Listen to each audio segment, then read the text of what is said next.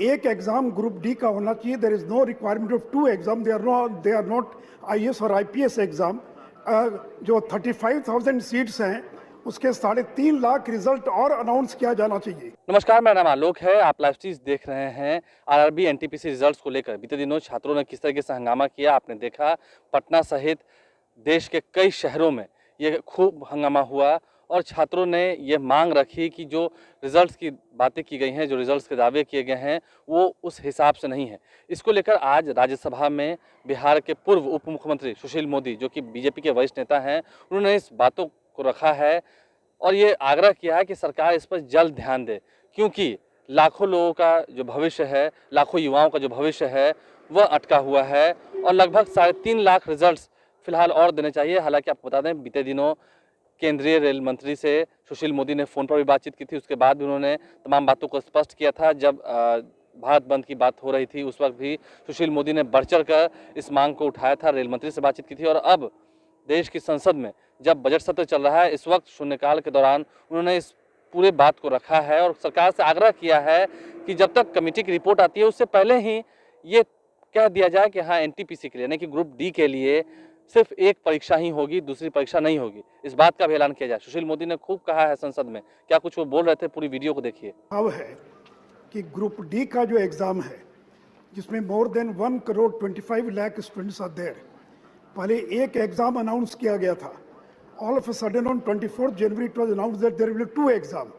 तो मेरा आग्रह है कि एक एग्जाम ग्रुप डी का होना चाहिए। There is no requirement of 2 exam, they are not IAS और आईपीएस एग्जाम। 10th क्लास के लड़के से पहला डिमांड ये है कि ग्रुप डी के लिए instead of 2 exam there should be 1 exam and was announced earlier. And as far as एक मिनट रिगार्डिंग एनटीपीसी, जो 35,000 सीट्स हैं उसके 3.5 लाख रिजल्ट और अनाउंस किया जाना चाहिए। 1 स्टूडेंट 1 रिजल्ट, एक स्टूडेंट का 3 जगह नाम है। तो इसलिए जो 7 लाख रिजल्ट अनाउंस किया है, it is actually only 3,50,000। So I appeal the railway ministry to announce another 3,50,000 results of the students so they can appear in the exam. इसलिए मेरा आग्रह है कि कमेटी की रिपोर्ट का बिना इंतजार किए ये जो 2 डिमांड है, ग्रुप डी का एक एग्जाम एंड तो आपने बीजेपी के वरिष्ठ नेता सुशील मोदी की बातों को सुना है। कुछ दिन पहले ही जब हमने बताया आपको भारत बंद की बातें हो रही थी, उस वक्त भी सुशील मोदी ने खूब जम कर के कह सके तो सरकार का पक्ष रखा था। रेल मंत्री से भी बातचीत की थी। अब देखना ये होगा कि आने वाले समय में सुशील मोदी ने जो कहा है, और उन्होंने ट्वीट करके इस बात की जानकारी भी दी है कि शून्यकाल के दौरान राज्यसभा में आज उन्होंने इस बात को रखा है।